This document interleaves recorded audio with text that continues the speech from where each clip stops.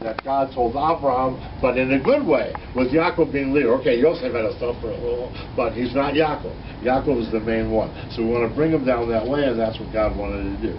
17 in the beginning, 17 in the end. Very amazing. Okay, at any rate, there's more things on numbers here, but not that one. All right, so Yosef's dreams are prophecies. Here are the dreams. So these are the Pesukim that have the dreams in them. In verse 9. V'chalem od chalom echad. This is actually the second dream, not the first one. This part's only in the second dream. And he told it over to his brothers and to his father. And I guess mother maybe too. And that's what we have. And look what's quoted here. Navi. Nun Beit Yud Aleph. Whatever the skip is, I'm sure Sarah will help us. And then we also have, besides the word Navi, we also have the word Nun Beit Yud Aleph, right? We also have Lanava, Lanave. I don't know how to say that. Lanave, is that to prophesy? Navi. Navi. Navi. It's Lamed. It's to prophecy. Lamed on the bottom, Nun Beit Aleph. How do you pronounce that? Lamed Nun Beit Aleph. One anyway, two prophecies. Alinabay. Lanave. That's like Nubuah. So both of these are about prophecy related to these dreams.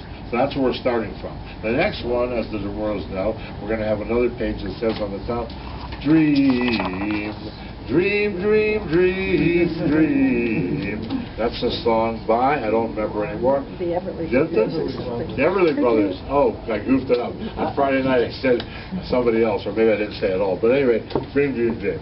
So this is by a rabbi. Doesn't say his name, but it says the name of his teacher who he got it from. So this is quoting Rabbi Yochanan Zweig of the Talmudic University of Florida. And that night, Rabbi Nataf, who was at our house, he said, sitting right next to me, he said, oh, that's Rabbi's wife from Talmud. He knows him. I didn't know. I never heard him before in my life. But anyway, this is from him, but it's his student. 75. 75 skip on the lab. Which one? On the Navi starting here. Navi.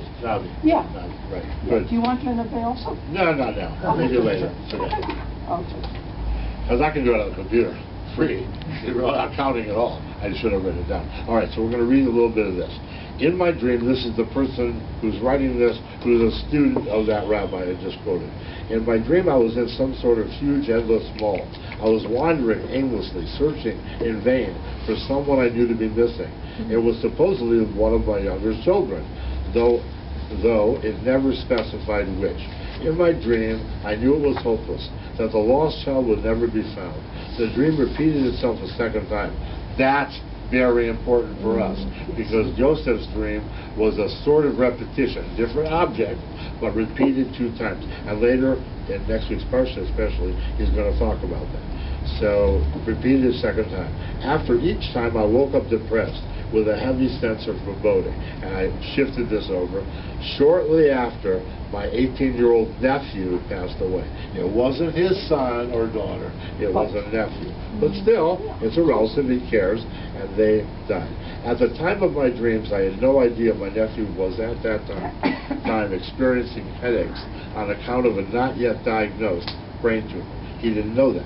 Ever since, I have learned to take very seriously my dreams, which caused me to wake up depressed. Now we're going to get into the Torah perspective. The concept of dreams has both fascinated and haunted mankind. We dream about our hopes, we dream about our fears and anxieties, and we dream about our fantasies. Most of the time we dream about the people and events which occupy our minds during the day. But at times our dreams catch us completely by surprise. Psychologists see dreams as one of the keys to understanding the human consciousness. What is the hidden significance behind our dreams? And then somebody in that Friday night thing asked about Sigmund Freud, and I went to Sigmund Freud, although a Jew, was not a religious Jew, and we don't care what his psychoanalytical theories were, not for this part. Although he mentions it here, that they do dream interpretation. I've read some of Freud's dream interpretation, and remember, he does stuff to prove through experimental purposes that this is the way all humans act in certain circumstances. Bunch of junk. Unfortunately, I'm sorry. Not all of it. Freud is still used today. Some of his things are discounted even by psychologists, and some are not. He certainly was the father of modern, psychoanalysis, but still, whatever, and certainly a genius, but we're not looking at him, and so therefore we're pushing forward. Shlomo ben Yaakov. Shlomo ben Yaakov. At any rate, all right, let's go on. Even the Jewish sources on the matter are not entirely clear.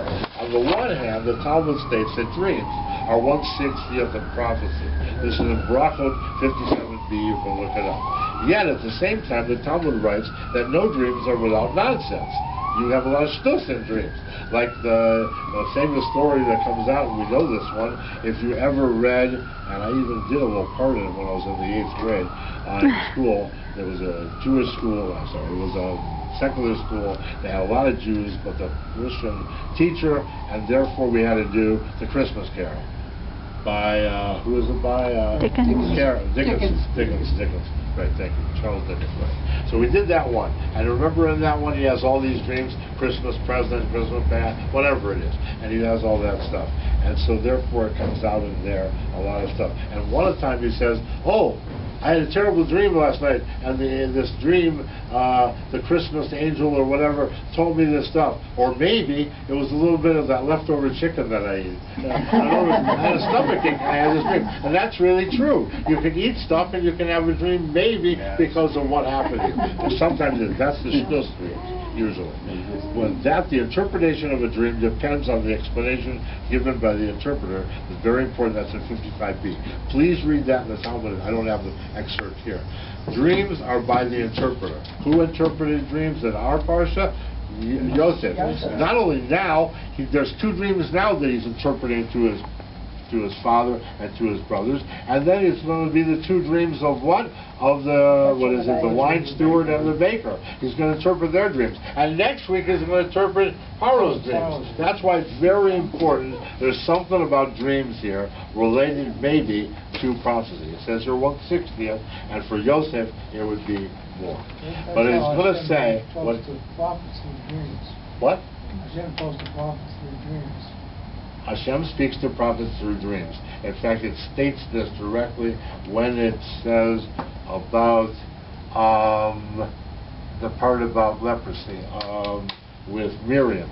When Miriam got leprosy, and it says there that when God is taking them to account, and he's talking to Miriam and Aaron, right? He says, not so with Moshe, I talk to him directly, but usually with the prophets, I talk to them darkly, like within a dream. I talk to them secretly. I don't come to them direct. It's in a dream. So it is correct. It does do prophecy, and it even states it there. Thank you, Melech. But what we're going to see, it's going to say now, in here, you're going to read the rest, I'm not going to read anymore,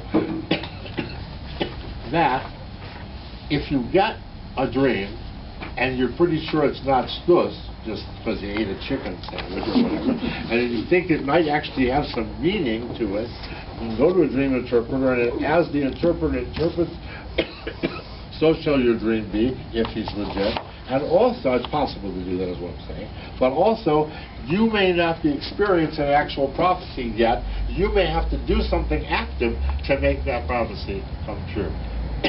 And he explains that in the difference between prophecy and dreams.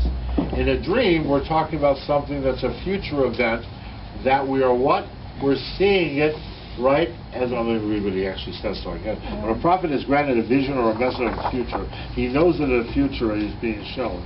He knows that he is now in the present viewing events which will occur in a future date. A dream, by contrast, is I'm on the second page, is an entirely, to 7b actually, is an entirely different experience. The dreamer is not merely viewing the future, he is experiencing right then. That's the difference. So he may have to do something active to get it to work. So Yosef may have to do something to get his dream to come true, which we're going to see now in the next page. So going on, when I say next page, I mean next part, 8. A conduit for prophecy and redemption. Who is that conduit? Conduit, channel. It's Yosef. The word for channel, and I probably can't pronounce it right, so help me out. It's Tav Ayin Lamed He. How do you pronounce that? Ta'ala. In a house, we had a lot of Hebrew-speaking people, and they were having trouble that night. I looked over at Dina. She's great. She's been here, 20, 30 years, but she was having a little trouble. Then she said, oh yeah, it's Ta'ala. And she realized what that was. It's a conduit or a channel. So you knew it right away. You've been here how many years? 42. Ah, that's why 42 double. All right. Anyway, so there, she's like a Sabra already, right? Almost. All right. Anyway, Tala. I'm very American and I'm very Israeli. Very Let's American. put it She's that way. American Israeli. Okay. We're gonna hamburger. Pepsi. Just kidding. Okay. So Tala. That's from I don't drink Sarah. cola. Tala is a tunnel. There's a tunnel, right? Tunnel. Yeah. Okay. Tunnel, conduit. That's what it's Yeah, translated. that's the Tunnel. way it's a Conduit. canal. Canal, channel.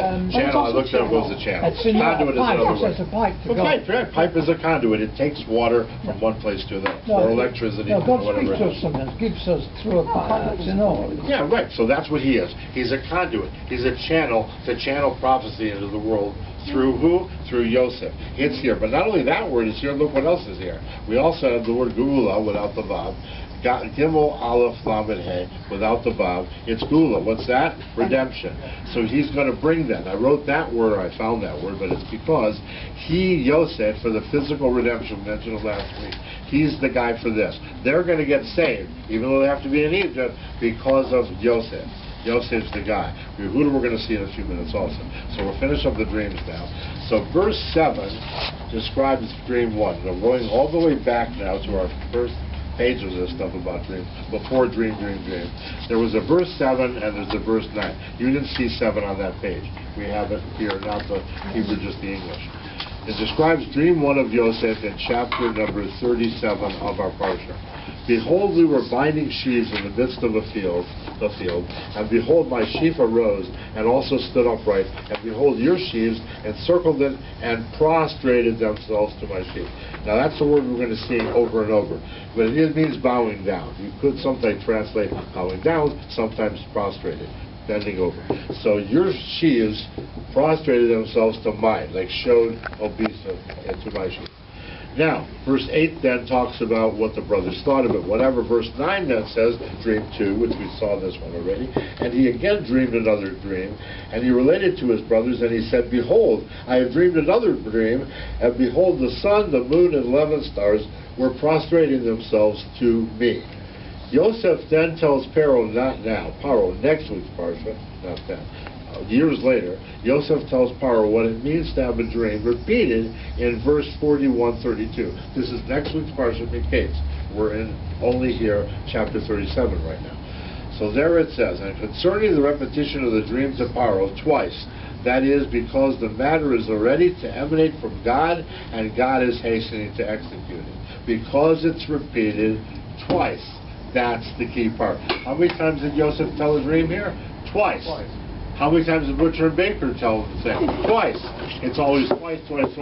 That's why it comes true. At any rate, continue. But Joseph's involved here, and this one's coming true. Okay, so then I read, next big bold, because of our verses, our repetition, it must be prophecy that the sons will prostrate themselves. Now please look at Pasukim, next week's Parsha, 41, Bereshit chapter 41, Pasuk 32, and Bereshit 42, Pasuk number 6. These two Pasukim happen to have the same gematria, again, same gematria. It's a whole Pasuk, 37, 378. The number's not important. It says it's the same. The same as gematria as verse 42:6. The gematria and repetition of our verses in Vayeshev means that the prostration will be fulfilled in verse 42:6. The fulfilling of them 42:6 is just telling you that here's what's going to happen. So look at, please, verse 42:6, and it says, Now Yosef was the ruler over the land. It was he who sold grain to the entire populace of the land, and Joseph's brother came and prostrated themselves to him. How do we know that's going to happen? Because Yosef was involved, and verse number 41:32 told us, what did it tell us? That if the verses are repeated, that's what's going to be. It's going to come true. And that verse 41:32 and verse 42:6 about prostrating themselves have the same gematria. So the doubling of a verse tells you that this is going to come true then. But many years passed, so it didn't happen right away. God hastened it because Yosef was involved. Okay, now we're going to go on to new topics.